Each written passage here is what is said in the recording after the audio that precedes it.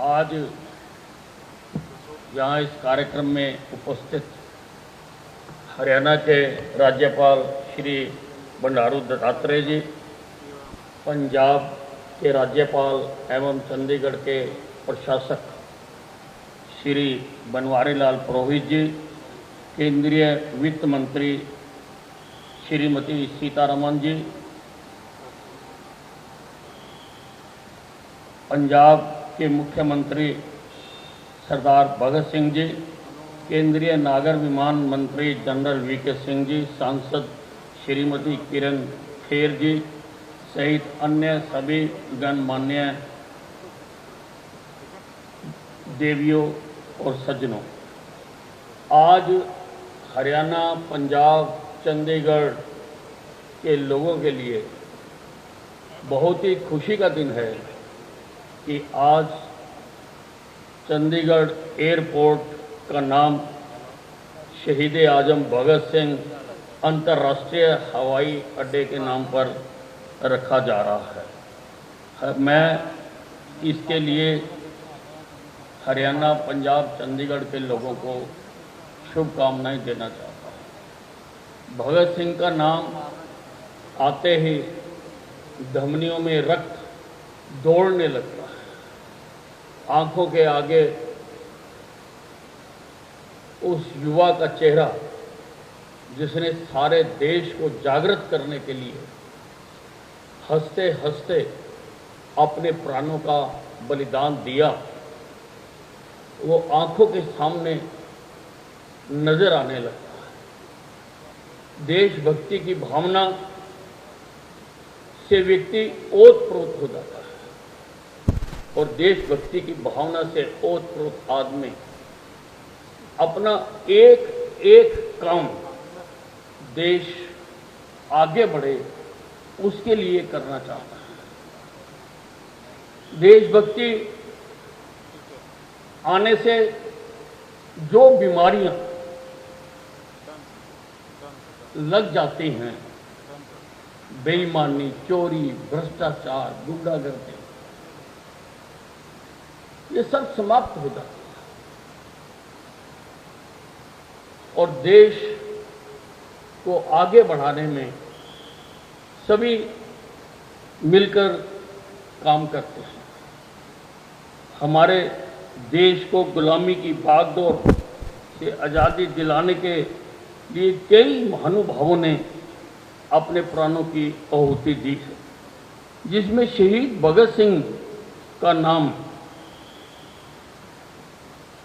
बहुत आदर और सम्मान के साथ लिया जाता है। अमर शहीद भगत सिंह जी आज हमारे बीच में और हमारे दिलो दिमाग में बसे हैं। आज हम एक फिर उनको श्रद्धांजलि देने के लिए उनके नाम पर इस हवाई अड्डे का नाम रख रहे हैं, ताकि हमारी आने वाली पीढ़ियां अमर शहीद के जज्बे और बहादुरी को याद रख सकें और देश में विकास और तरक्की में अपना योगदान दे सकें।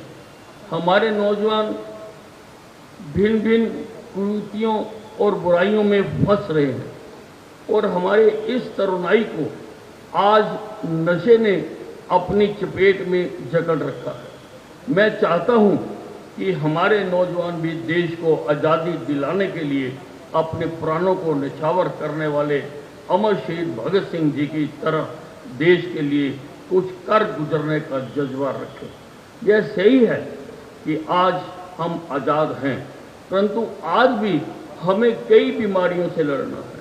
हमें बेरोजगारी से लड़ना है, हमें अशिक्षा से लड़ना है, हमें समाज देश की तरक्की के लिए संघर्ष करना है। उसके लिए देशभक्त नौजवान ही आगे बढ़कर ज़्यादा काम कर सकते हैं, लोगों को मार्ग दिखा सकते हैं। जैसा कि हम सभी को पता है कि अमर शहीद भगत सिंह जी कभी झुके नहीं। उन्होंने देश को आज़ादी दिलाने के लिए बहादुरी के साथ अंग्रेजों से लोहा लिया था, क्योंकि उनकी दो पीढ़ियां आज़ादी के लिए अपना खून बहा चुकी थी। इसलिए आज मैं यहाँ से देश के नौजवानों को आह्वान करता हूँ कि हमें अमर शहीद भगत सिंह जी के संघर्ष, त्याग और बलिदान को याद रखना होगा, ताकि हम अपने देश को भी विकास के पथ पर आगे बढ़ा सकें।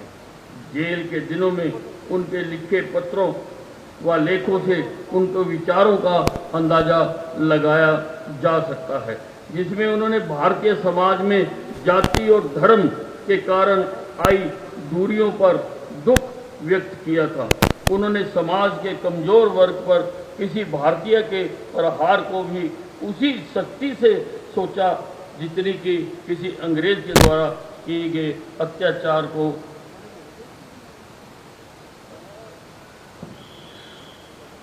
भगत सिंह को हिंदी, उर्दू, पंजाबी तथा अंग्रेजी के अलावा बांग्ला भी आती थी। उन्होंने बटुकेश्वर दत्त से सीखी थी। उनका विश्वास था कि उनकी शहादत से भारतीय जनता और उद्विग्न होगी और ऐसे उनके जिंदा रहने से शायद ही हो पाए। इसी कारण उन्होंने मौत की सजा सुनाने के बाद भी माफीनामा लिखने से साफ मना कर दिया था। फांसी के पहले उन्होंने अपने भाई कुलतार को भेजे एक पत्र में भगत सिंह ने लिखा था, उन्हें यह फिक्र है हर दम नई तर्जे जफा क्या है। हमें यह शौक है देखें सितम की इंतहा क्या है। दहर से क्यों खफा रहे, चरख का क्या गिला करें। सारा जहां अदू से ही आओ मुकाबला करें। इन जोशीली पंक्तियों से उनके शौर्य का अनुभव लगाया जा सकता है।